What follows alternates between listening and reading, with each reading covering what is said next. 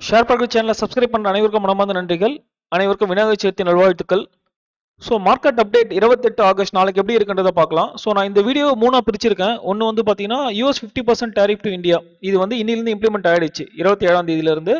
So RBI சொன்ன statement இது என்னன்றதை பார்க்கலாம். இது ஒரு பாட்டு. அடுத்தது வந்து ஸோ நோமுரா ஜிடிபி growth ஃபோர்காஸ்ட்டை வந்து இந்தியாவுக்கு கட் பண்ணியிருக்காங்க 6%ன்னு. ஸோ அவங்க என்ன சொன்னாங்கன்றத செகண்ட் பார்ட்டாக பார்க்கலாம். லாஸ்டா வந்து என்னன்னா மார்க்கெட் அப்டேட். நம்ம நேத்து செவ்வாய்க்கிழமை வந்து மார்க்கெட் எப்படி க்ளோஸ் ஆயிருக்கு, எஃப்எம்சிஜி ரேலி கொடுத்துருக்கு ஆல்மோஸ்ட் 1%, மீதி எல்லாமே வந்து கரெக்ஷன் தான் நடந்திருக்கு. அது இந்துஸ்தானிகளுடைய டெக்னிக்கல் அனாலிசிஸ் நம்ம லாஸ்டா பார்க்கலாம். ஸோ இந்த 3 பார்ட்டை நான் வந்து பிரிச்சிருக்கேன். ஸோ ஃபர்ஸ்ட் வந்து யூஎஸ் உடைய 50% டேரிஃபுக்கு ஆர்பிஐ சொன்ன ஸ்டேட்மெண்ட்டை பார்க்கலாம்.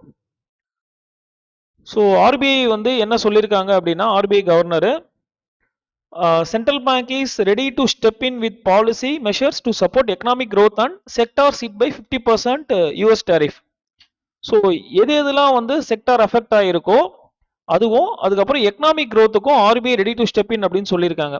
ஸோ இது வந்து பார்த்தீங்கன்னா மார்க்கெட்டுக்கு ஒரு பாசிட்டிவான விஷயம். அதுக்கு அடுத்தது வந்து பார்த்தீங்கன்னா ஆர்பிஐ சொல்கிற இம்பார்ட்டண்ட்டான விஷயம் என்னன்னா, இவங்க வந்து ஆல்ரெடி என்ஷூர்ட் ஆம்பிள் லிக்விடிட்டி இந்த பேங்கிங் சிஸ்டம் அப்படின்னு சொல்றாங்க. இதுல வந்து பாத்தீங்கன்னா நம்ம ரெண்டு விஷயத்தை ஞாபகம் வச்சுக்கணும். ஒன்னு வந்து 100 பேசிஸ் பாயிண்ட் வந்து கட் பண்ணிருக்காங்க ரெப்போ ரேட்ல. ரெண்டாவது சிஆர்ஆர் வந்து ஆல்ரெடி வந்து 1% வந்து கட் பண்ணிருக்காங்க, 4 to 3%. சிஆர்ஆர் என்னன்னா கேஷ் ரிசர்வ் ரேஷியோ. இது 4%ல இருந்து 3% வரும்போது இந்த 1% ஆஃப் த அமௌண்ட் வந்து பேங்கிங் சிஸ்டமுக்கு திருப்பி உள்ள வரும். அது மூலமா பேங்க்ஸ் வந்து லோன் கொடுக்க முடியும். ஸோ இது வந்து ஆல்ரெடி பண்ணிட்டாங்க, இந்த லிக்விடிட்டிலாம் வந்து அவங்க பண்ணிட்டாங்கன்னு சொல்றாங்க.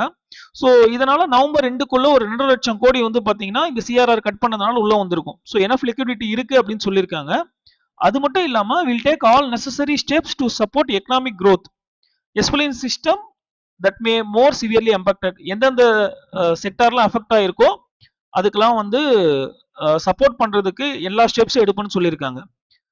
அடுத்த பாயிண்ட் அவர் சொல்றது என்னன்னா, ஆர்பிஐ டேட்டா படி லோன் growth வந்து பாத்தீங்கன்னா 2022க்கு அப்புறம் 5.49% இன்க்ரீஸ் ஆனாலும் இது வந்து ரொம்ப கம்மியான லோன் growthன்னு சொல்றாங்க.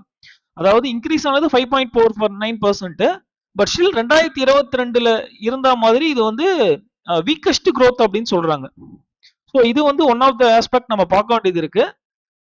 நெக்ஸ்ட் அவர் சொல்ற மேஜரான பாயிண்ட் என்னன்னா, பிரைவேட் செக்டாருடைய கெபாக்ஸ் வந்து லாஸ்ட் பல குவார்டரா வந்து ஸ்லகிஷா தான் இருக்கு. அதாவது பிரைவேட் செக்டார்ஸ், அதாவது கவர்மெண்ட் மட்டும் வந்து லிக்விடிட்டியை பூஸ்ட் பண்ணி இல்ல ஜிஎஸ்டி ரீஃபார்ம் பண்ணி அமௌண்ட் உள்ள எடுத்துட்டு வந்து மார்க்கெட்டை சப்போர்ட் பண்ணி ஜிடிபி இம்ப்ரூவ் பண்றது மட்டும் இல்லாம பிரைவேட் செக்டார்ஸும் வந்து பாத்தீங்கன்னா அவங்களுடைய கெபாக்ஸ் இன்க்ரீஸ் பண்ணணும்னு சொல்றாங்க, அவங்கள வந்து இன்வெஸ்ட் பண்ணணும்னு சொல்றாங்க.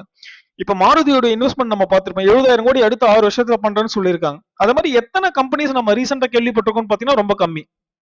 அதனால அவர் என்ன சொல்றாருன்னா, balance sheet of the banks and corporates are at their best, they should come together and drive the animal spirits to create an investment cycle. So இந்த டைம்ல இது வந்து ரொம்ப இம்பார்ட்டன்ட், நீங்க வந்து இன்வெஸ்ட்மெண்ட்டை இன்க்ரீஸ் பண்ணணும் அப்படின்ற மாதிரி ஆர்பிஐ சைட்ல இருந்து ஒரு கமெண்ட்ஸ் வந்து பாஸ் பண்றாங்க. ஸோ இதெல்லாம் வந்து பாத்தீங்கன்னா ஆர்பிஐ சொன்னதுல ஒரு முக்கியமான விஷயங்கள். எக்கனாமிஸ்ட் என்ன சொல்றாங்கன்னா, 50% டேரிஃப் ஆன் இம்போர்ட்ஸ் வந்து பாத்தீங்கன்னா நம்மளுடைய ஜிடிபியில 0.6% பாயிண்ட் வந்து கம்மியாகும்னு சொல்லியிருக்காங்க. ஸோ இது வந்து எக்கனாமிஸ்ட் சொன்னது, இது வந்து ஆர்பிஐ உடைய பாயிண்ட் இல்லை. நெக்ஸ்ட் நம்ம வந்து நோமுராவுடைய ஜிடிபி ஃபோர்காஸ்ட் வந்து பாத்தீங்கன்னா 6% கம்மி பண்ணியிருக்காங்க. அது ஏன்றதை பார்க்கலாம். நம்ம ஆல்ரெடி 50% டேரிஃப் போட்டதுனால 30 to 40% of the Indian export வந்து அஃபெக்ட் ஆகும்னு சொல்லியிருக்காங்க. அஃபெக்ட் ஆகிற இண்டஸ்ட்ரீஸ் எதுன்னு பார்த்தீங்கன்னா textiles, gems, jewelleries, food and marine products, இதெல்லாம் வந்து அஃபெக்ட் ஆகிற இண்டஸ்ட்ரீஸாக அவங்க வந்து மீன் பண்ணியிருக்காங்க. ஸோ இது வந்து நெகட்டிவாக சொன்னாலும் பாசிட்டிவாக அவங்க என்ன சொல்றாங்க அப்படின்னா, growth and inflation are both tracking lower than RBI forecast. இன்ஃப்ளேஷனும் ஃபோர்காஸ்டோட கம்மியா இருக்கு, growthம் வந்து கம்மியா இருக்கு. So 25 PBS in October and another 25 PBS in December வந்து ரெப்போ ரேட் கட் பண்றதுக்கான சான்சஸ் இருக்குன்னு சொல்லியிருக்காங்க. ஸோ இது வந்து பாத்தீங்கன்னா மார்க்கெட்டுக்கு பாசிட்டிவ். ஸோ ஜிடிபி உடைய ஃபோர்காஸ்ட் நெகட்டிவா இருந்தாலும் ரேட் கட் வந்து பாத்தீங்கன்னா மார்க்கெட்டுக்கு கண்டிப்பா பாசிட்டிவா தான் இருக்கும். ஸோ இது வந்து மேஜர் ஆன நியூஸ் மார்க்கெட் அஃபெக்ட் பண்றதுல. அடுத்தது வந்து பாத்தீங்கன்னா நிப்டியோடைய அப்டேட்டை பார்க்கலாம். 26 ஆகஸ்ட் செவ்வாய்க்கிழமை என்ன க்ளோஸ் ஆயிருக்குன்னா 255 பாயிண்ட் வந்து மைனஸ் ஆயிருக்கு, 1% கிட்ட நிப்டி வந்து லூஸ் பண்ணிருக்கு. ஸோ இதோட important resistance level, support level பார்க்கலாம். ஸோ இது வந்து அவர்லி டெய்லி டைம் ஃப்ரேம்ல இருக்கு, நான் அவர்லியில மாத்திக்கிறேன். ஸோ நான் லாஸ்ட் டைம் சொன்னது வந்து என்னன்னா, இந்த 850 லெவலை பிரேக் பண்ணுச்சு அப்படின்னா closer level next support level வந்து 650 இருக்கும். ஏன்னா இந்த கேப்பை வந்து ஃபில் பண்ணணும். ஸோ இப்போ அதை நோக்கி தான் போயிட்டு இருக்கு. நமக்கு நாளைக்கு மார்க்கெட்டை பார்த்தா தெரியும்.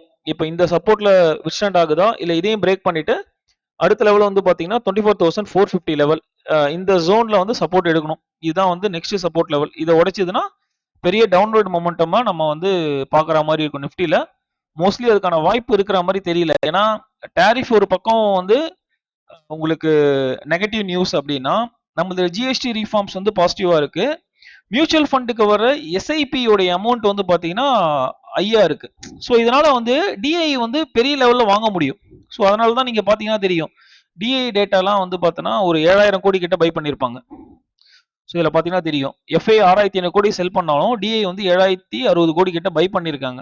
ஸோ இதெல்லாம் வந்து பார்த்தீங்கன்னா மார்க்கெட்டுக்கு பெரிய கிராஷ் வராம ஒரு சைட்வேஸ்லயோ இல்ல ஒரு சின்ன கரெக்ஷனோடய போற மாதிரி இருக்கும். ஸோ இந்த சப்போர்ட் லெவலுக்கு அடுத்த சப்போர்ட் லெவல் 24,400 லெவல். ஸோ இந்த ஜோன்ல சப்போர்ட் எடுக்கிறதுக்கான வாய்ப்பு இருக்கு. அதுக்கப்புறம் நம்ம அக்டோபருக்கு அப்புறம் ஏர்னிங்ஸ் நல்லா இருந்ததுன்னா கண்டிப்பா இதை சப்போர்ட் எடுத்துட்டு மேலே போயிடும்.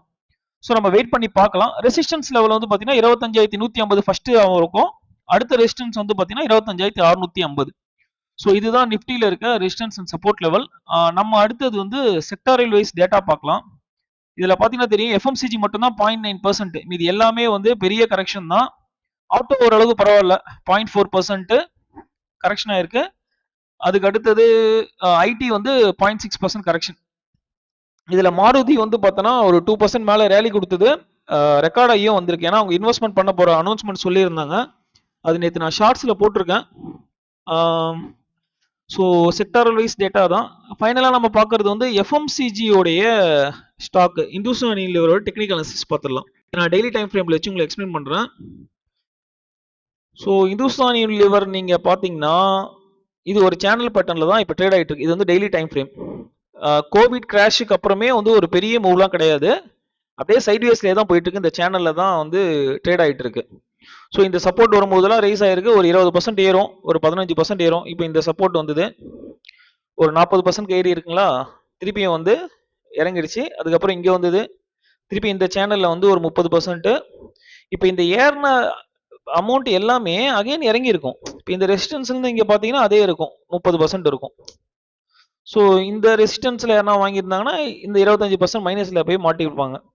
ஸோ இந்த சேனல் பேட்டர்ன்ல ட்ரேட் ஆகிட்டு இருக்கும்போது இப்போ எங்க இருக்குன்னு பார்த்தீங்கன்னா மிட் ஆஃப் த சேனல் பேட்டர்ன்ல இருக்கு. ஸோ இப்போ லாஸ்ட் 1.5 மந்த் இல்லை 2 மந்த்ல வந்து பார்த்தீங்கன்னா இதுல இருந்து 20% கிட்ட மேலே ஏறிடுச்சு, 25% ஏறி இருக்கு. ஸோ இந்த இடத்துல வந்து நம்ம வாங்கணுமான்றதை கண்டிப்பா யோசிக்கணும். நீங்க இன்வெஸ்ட் பண்றதா இருந்தாலும் சரி, ட்ரேட் பண்றதா இருந்தாலும் சரி, மிட் ஆஃப் த ஒரு பேட்டர்ன்ல ட்ரேட் ஆகிட்டு இருக்குன்னா நம்ம பாதியில போய் வாங்கணுன்ற நெசசிட்டினா இல்லை. எய்தர் நம்ம இது வந்து சப்போர்ட்ல வரும்போது வாங்கலாம், இல்லை ரெசிஸ்டன்ஸ்ல பிரேக் அவுட் ஆகி மேலே போகும்போது வாங்கலாம். ஸோ இது எப்படி ட்ரேட் ஆகலாம்னா, ஒன்று ஃபர்ஸ்ட் வந்து பார்த்தீங்கன்னா இந்த இடத்துல இருந்து இந்த ரெசிஸ்டன்ஸ் வரைக்கும் போயிட்டு இங்க கன்சால்டேஷன் கொடுத்தது அப்படின்னா இது பிரேக் அவுட் ஆகி ரீடேஸ் ஆச்சுன்னா நம்ம வாங்கலாம். ஸோ அடுத்த பெரிய மூவ் நம்ம கேப்சர் பண்ணலாம். இது வந்து ஃபர்ஸ்ட் பாயிண்டா இருக்கும். ஸோ இங்கிருந்து ஃபர்தரா பெருசா ஏறாம அப்படியே சைட்வேஸ்லேயே போயிட்டு இப்படியே இறங்கிடுச்சுனாலும் நமக்கு வந்து இந்த சப்போர்ட் லெவல்ல போய் வாங்கலாம். இதெல்லாம் வந்து இன்வெஸ்ட்மெண்ட்டுக்கான ஆப்பர்ச்சுனிட்டி. இந்த மிட்ல வந்து வாங்குறது நம்ம அவாய்ட் பண்றது நல்லது. ட்ரேடிங் வந்து பாத்தீங்கன்னா இன்வெஸ்ட்மெண்ட் ஆச்சு பரவாயில்ல, நம்ம இங்க ஒரு இடத்துல வாங்கலாம், பார்ஷியலா இந்த இடத்துல ஒரு இடத்துல வாங்கலாம். அங்கே நீங்க இறங்குச்சுன்னா திருப்பி இந்த இடத்துல வாங்கி ஆவரேஜ் பண்ணலாம். ஸோ நம்மளோட ஆவரேஜ் லெவல் வந்து இந்த இடத்துல இருக்கும், மிடில் இருக்கும்.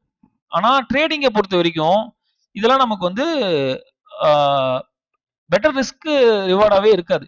இப்போ நம்ம ட்ரேட் எடுத்தோம்னா இங்கிருந்து நீங்க ஸ்டாப் லாஸ் இந்த ஸ்விங் லோவை வச்சீங்கன்னு வச்சிங்களேன், இமீடியட்டா ஹிட் ஆயிட்டு போயிடலாம். ஏன்னா மார்க்கெட் இப்போ வந்து நியூஸ் பேஸ்டா போகும்போது என்ன ஆகும்னா இந்த வாலட்டிலிட்டி கண்டிப்பா இருக்கும், ஸ்டாப் லாஸ் ஹிட் பண்ணிட்டு போயிடும். நீங்க பெரிய ஸ்டாப் லாஸ் வச்சு இங்க ட்ரேட் எடுக்கிறதுக்கு எய்தர் நீங்க வந்து இந்த சப்போர்ட் லெவல் வரைக்கும் வெயிட் பண்ணலாம். என்ன கேட்டீங்களான்னு கேட்டீங்கன்னா நான் வந்து கண்டிப்பா இந்த இடத்துல வந்து ட்ரேட் எடுக்க மாட்டேன். எதோ சப்போர்ட் லெவல்ல எடுப்பேன், இல்ல ரெசிஸ்டன்ஸ் வந்து பிரேக் அவுட் ஆயிட்டு ரீடேஸ்ட் ஆச்சுன்னா அந்த இடத்துல எடுக்கலாம். ஸோ இதுதான் வந்து என்னுடைய ட்ரேடிங் மெத்தடா இருக்கும். கண்டிப்பா இந்த மிட் லெவல்ல நான் ட்ரேட் எடுக்க மாட்டேன், இன்வெஸ்ட் மட்டும் இந்த இடத்துல பண்ண மாட்டேன். ஏன்னா நிறைய ஸ்டாக்ஸ் இருக்கு, நம்ம எதுக்கு பாதியில போய் பண்ணணும். இதோட பிஇ நீங்க பாருங்க, எஃப்எம்சிஜில இருக்க பிஇக்கு ஓரளவுக்கு ஈக்குவலா தான் இருக்கு, 59 இருக்கு பிஇ.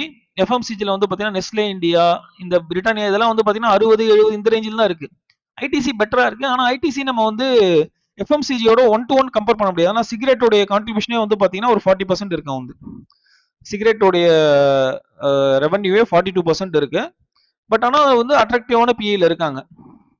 ஸோ இந்துஸ்தான் யூனிலிவரில் வந்து மற்ற ஃபேக்டர்ஸ்லாம் ஓகேவா தான் இருக்குது. பிஏ தவிர நீங்கள் இந்த லோன்லாம் பார்த்தீங்கன்னா ஈக்விட்டி டு டெப்ட் ரேஷியோலாம் வந்து பார்த்தீங்கன்னா ரொம்ப கம்மி 0.03 தான். இதெல்லாம் ஆல்மோஸ்ட் நெக்லிஜிபிள் தான். டிவிடெண்டும் வந்து பார்த்தீங்கன்னா 1.5% வந்து ஒரு டீசெண்டான ஒரு விஷயம். பிஇ மட்டும் கொஞ்சம் அதிகமாக இருக்க மாதிரி நான் ஃபீல் பண்ணுறேன். ஸோ நீங்கள் இந்த ஸ்டாக்ல இன்வெஸ்ட் பண்ணுவீங்களா இல்லை ட்ரேட் பண்ண போறீங்களா? உங்களுடைய கமெண்ட்ஸை தெரியப்படுத்துங்க. தேங்க்யூ.